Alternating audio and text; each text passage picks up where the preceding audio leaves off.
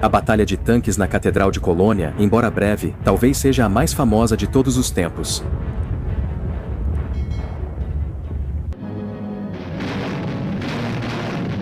Os alemães foram expulsos da França e a Batalha das Ardenas esgotou quase todas as suas reservas. Os britânicos e americanos estavam se aproximando do Reno. Mas chegar ao Reno era só o começo. Cruzá-lo era uma história completamente diferente.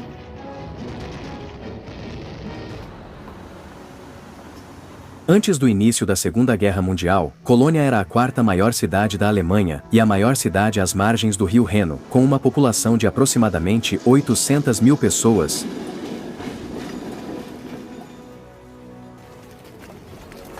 A cidade foi fundada durante o Império Romano e construída em ambos os lados do Reno. A parte mais antiga ficava na margem oeste do rio, destacada pela Catedral Católica Romana de Colônia. Na época, a conclusão da catedral significou a união de vários reinos individuais, e a arquitetura foi uma obra de importância nacional que simbolizava a unificação da Alemanha.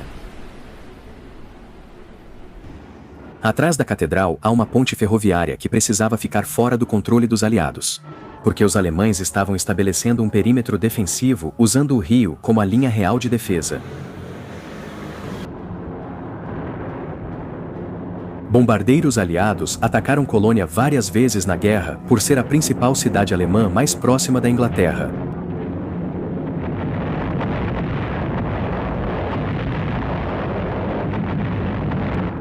A ponte ferroviária já havia sido destruída por bombas quando os aliados chegaram à Colônia, e já não era mais útil nem para os alemães nem para os aliados. No início de março de 1945, a maior parte da cidade estava destruída. Cerca de 20 mil pessoas permaneciam na cidade. Os bombardeios atingiram a Catedral de Colônia, mas ela permaneceu de pé, e à distância, parecia não ter sido afetada pelo conflito mundial. Como a catedral foi construída de pedra, ela não pegou fogo, o que possivelmente foi a única coisa que a salvou. Colônia era uma cidade vazia, exceto pelo pessoal essencial e alguns soldados alemães. A resistência da catedral à destruição em meio à devastação da cidade foi recebida com uma mistura de choque e admiração por todos os alemães.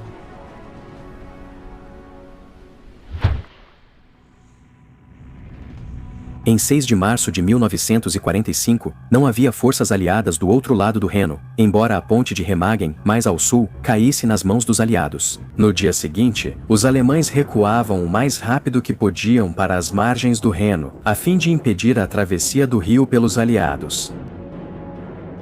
Era inútil confrontar o inimigo na margem oeste do Reno, quando o grande rio Reno oferecia proteção máxima como perímetro defensivo. No entanto, o comandante de um tanque Panther alemão se recusou a partir. Em vez disso, ele fez sua última resistência em frente à Catedral de Colônia.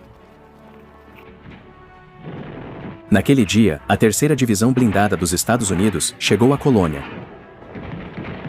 A infantaria foi apoiada por 2 tanques médios Sherman enquanto avançavam em direção ao rio e à catedral. Como havia muitos destroços nas ruas, eles pararam, não muito longe da catedral. Os Shermans ficaram presos numa rua estreita, tornando-se alvos fáceis para o tanque alemão. Os tanques Panther eram mais pesados e resistentes que os Shermans. 2 das granadas de 75 mm do Panther atingiram a torre do Sherman da frente, destruindo-o e matando ou ferindo vários de seus soldados. O outro Sherman percebeu que não podia competir com o tanque alemão e recuou. Os americanos, por outro lado, tinham um tanque mais novo, o T-26 Pershing. O T-26 era um tanque excepcional e extremamente raro. Ele representava o ápice dos tanques americanos na Segunda Guerra Mundial.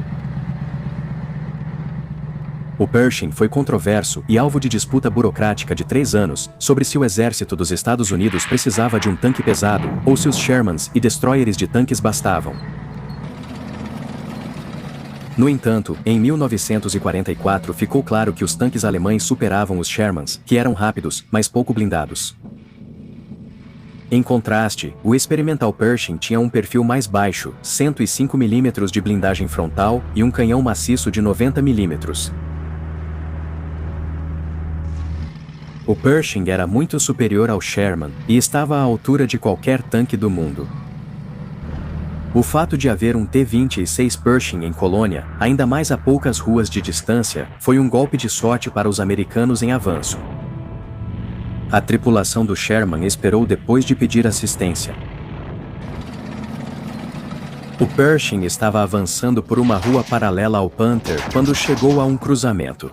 Ele fez uma breve pausa, mirou quando viu o Panther e então retomou seu caminho, avançando um pouco mais para dentro do cruzamento.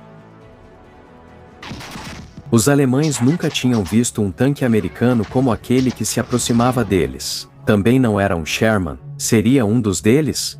Eles ficaram confusos e cometeram um erro crítico. Eles hesitaram. Clarence Smoyer, artilheiro de tanque de 21 anos, estava no Pershing. Ele imediatamente percebeu o cano alemão apontado para os americanos. Normalmente, um tanque pararia para que o artilheiro pudesse estabilizar seu canhão, mas Smoyer não teve esse luxo. Ele atirou em movimento, pegando todos de surpresa. Ele acertou um tiro direto, mas Smoyer não notou imediatamente. Ele atirou mais uma vez, mas não tinha certeza se o Panther estava permanentemente desativado. Smoyer disparou pela última vez. Durante os eventos, um fotógrafo do exército filmava com sua câmera de cinema. Só podemos imaginar a reação da tripulação do Pershing ao ver o Panther pronto para atirar, com o canhão apontado para eles. Por que o Panther hesitou e não atirou de imediato? Ele teve tempo, ainda que por fração de segundo, para destruir o tanque americano. Isso pode ter sido devido à confusão da equipe do canhão. À primeira vista, o Pershing parecia notavelmente semelhante a outro tanque alemão. Uma pergunta frequente é por que o Panther alemão permaneceu parado exatamente naquele local, esperando pacientemente pelos americanos. Alguns descreveram isso como um esforço final de resistência, comum no fim da guerra. A tripulação do Panther poderia ter recuado facilmente pelo rio. Mas eles escolheram ficar e lutar, não por uma vitória ou derrota militar, mas para defender a Catedral de Colônia, o símbolo da Alemanha. As reportagens sobre o evento dominaram as manchetes da imprensa mundial por dias. Em 7 de março, os aliados haviam capturado toda a colônia a oeste do Reno. Os bairros na margem direita permaneceram sob controle alemão até meados de abril de 1945. Se curtiu a história dessa batalha de tanques, inscreva-se e apoie o canal para mais conteúdos. Muito obrigado por assistir.